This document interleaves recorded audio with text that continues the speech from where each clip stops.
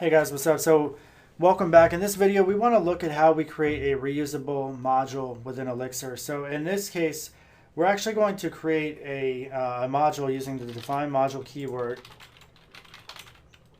And we're going to call it write file. And our function name is going to be write. One thing I want to keep you guys aware of is that the function names from within the modules, they have to actually be lowercase. So if you actually make this a uppercase letter for write, then it's an illegal convention and it doesn't work. So always make sure your functions within your modules are lowercase. All right, so here's our define write function. And here we're going to use the same syntax that we did in the previous video for writing a file. We'll say OK, file, that's the name of our file. That will say file, equals file.open. And then we reference the file name that's passed in, because what we're trying to do is create a reusable module that we can safely use to write files. So this is all the same convention for the most part, except for the define write, where we pass in two values, which is the file name and the value that is going to be written. We need to say IO bin write, and we're going to say write the file as well as the value. And then we want to close off the file, so we'll say file close file. All right, let's end our function and also end our module. And now we want to call our module. We're going to say write file.write, and then here we're going to pass in the name of our HTML page. And let's say, you know what, for right now, we'll just put this in a header. So we'll say your mom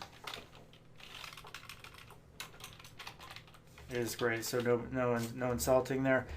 So here we go. So when we call this module using write file, we are going to then write a HTML file out.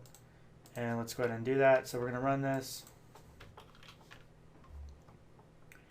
All right, so I quickly went over here, created this test.html. You can see your mom is great. And if we were to open it up inside of our browser, you can see that we have an HTML file. So now the benefit of something like this is we actually have a reusable module. So within first.exs, we can always just say, write file, write this, and write file, write that. So if I wanted to write a different file, you could have another one, test1.html.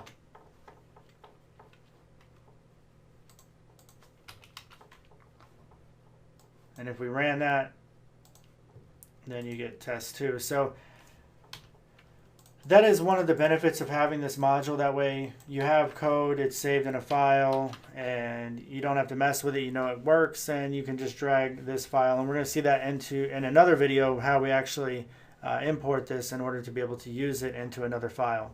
All right, guys, thanks for watching. Make sure you subscribe and have a good day. Bye. Hey, guys, so a lot of you ask me, how do I get my foot in the door to become a programmer? And I just want to take a moment to mention Dev Mountain Coding Bootcamp is a 12-week intensive course that focuses on the technologies of the here and now for web development.